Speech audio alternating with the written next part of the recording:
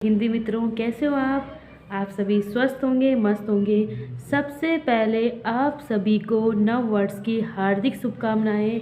जैसा कि आप सभी जानते हैं कि आप सब लोगों ने अपना नेट का फॉर्म भर दिया होगा, जिसका नोटिफिकेशन 29 दिसंबर 2022 से लेके 17 जनवरी 2023 तक चल रहा है।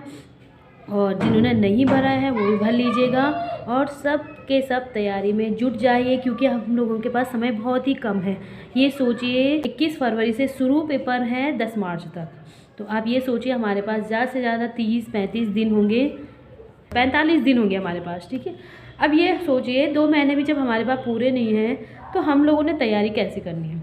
तो सबसे पहले आप ये अपनी यूनिटें ध्यान रख लीजिएगा। हिंदी में हमारे पास कौन कौन सी यूनिट है और जो हमारा पाठ्यक्रम है, उपन्यास, कहानी, नाटक, निबंध, आत्मकथा, अन्य गद्य विधाएँ आपके पास जितनी भी लगी हुई है उन सभी के प्रकाशन वर्ड्स, कहाँ से ये संकलित हुए हैं और इसके लेखक कौन है, इन सभी को आपको ध्यान में ज़रूर रखना है। हमारे सिलेबस में कौन कौन सी रचनाएं हैं, आपने ये सारी चीज़ें ज़रूर ध्यान में रखनी है। इसके बाद मैं आपको बता देती हूँ, जैसे आप कहानी पढ़ रहे हो तो प्रत्येक कहानी के प्रकाशन वर्ड कहाँ से संकलित है, इसके कहानीकार कौन है, ये आपको तो ध्यान रखना ही रखना है।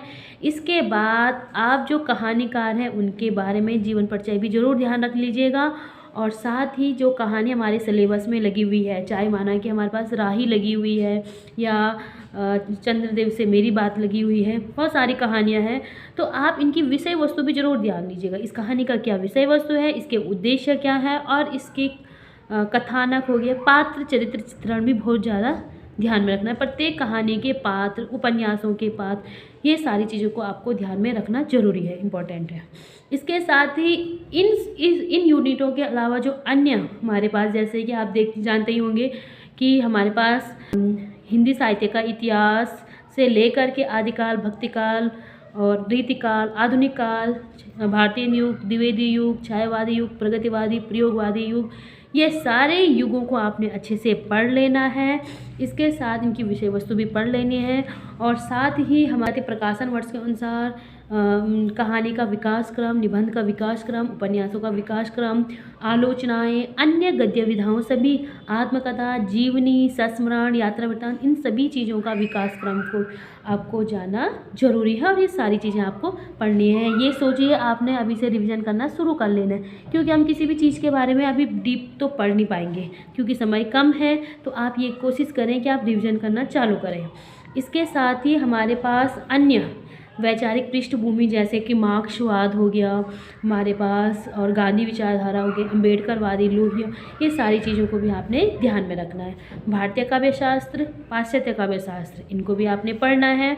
अब हमने हिंदी का सिलेबस तो आपको बता दिया है। इसके साथ जो हमारा फर्स्ट पेपर है इसको भी हमने ध्यान में रखना है। हमारे फर्स्ट पेपर की जो यूनिटें लगी हुई हैं, सबसे पहले तो आप सरल सरल चीज़ों को पढ़ लीजिएगा। जैसे हमारे पास शिक्षण अभिरुचि हो गया, दूसरा है शोध अभिक्षमता होगी, शोध वाला टॉपिक भी आपने पढ़ लेना है, संप्रेषण का भी पढ़ लेना है और उच्च शिक्षा टॉपिक भी पढ़ लेना है। सूचना संचार और तकनीकी प्रौद्योगिकी, सूचना प्रौद्योगिकी, जो मैं कंप्यूटर की बात, जिसमें मैंने एक वीडियो भी भेजी होगी, और भी पढ़ने हैं आपने बहुत सारे। तो ये 5 यूनिटें तो आपने देखनी है, इम्पोर्टेंट है ही है। इसके साथ साथ आपके पास कुछ गणित की यूनिट भी होंगी, आपके पास तर्क वगैरह, है ना, तो ये चीज़ें भी देखनी है। बाकी हमारे पास गद्यांश आएंगी, तो ये कुछ चीज़ों को आपने ज़रूर रिवीजन करना है। आपने जो पहले पढ़े होंगे, जो नोट्स होंगे, आप उन चीज़ों को रिवीजन करें। और आप सभी के लिए शुभकामनाएं। अभी से आप तैयारी में जुट जाए और फिर से आप सभी को नव वर्ष की हार्दिक शुभकामनाएं, बहुत बहुत बधाई। नए साल आपका जीवन में खुशियों से भरा रहे और सबका नेट और जेआरएफ हो जाए। धन्यवाद दोस्तों।